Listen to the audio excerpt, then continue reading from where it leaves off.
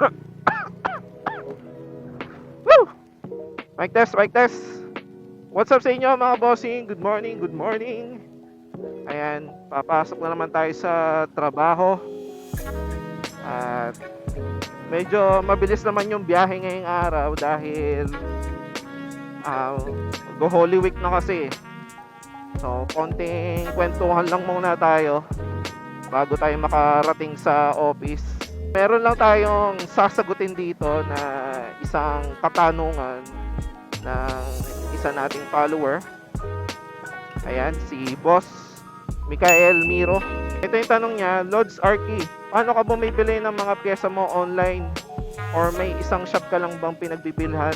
Sample na lang nung nag-refresh ka ng clutch lining set. So ayan, magandang tanong din to mga bossing kasi ang dami rin nagtatanong sa akin nito. O baka naman sabihin nyo, tanong ko lang sa sarili to. Binabash kasi ako doon sa isa kong video eh. Ako lang daw nagtatanong sa sarili ko. Para lang daw may mai-content.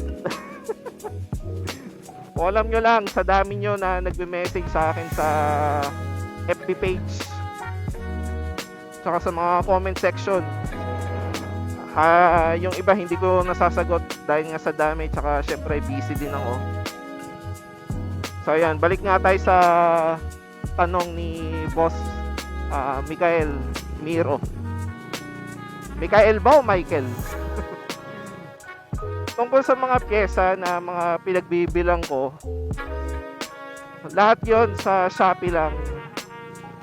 Pero pag bibili ka sa Shopee, dapat alam mo kung legit store na legit Shopee store yung pagbibilhan mo.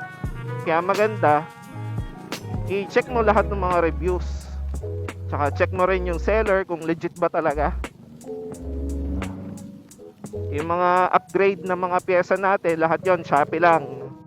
So, minsan pinopost ko din naman yung link sa FB page.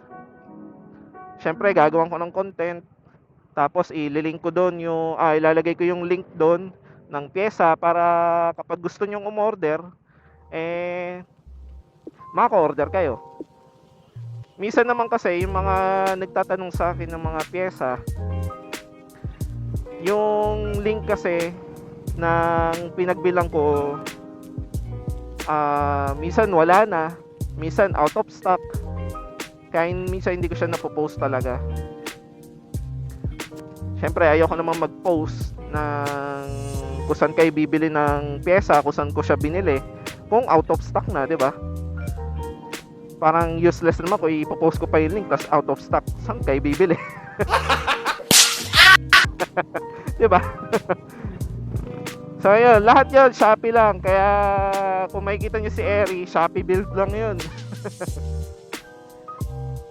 Tapos pagdating naman sa mga genuine parts, yung tulad nung isa niyang tanong sa clutch lining set, pagdating sa mga genuine parts,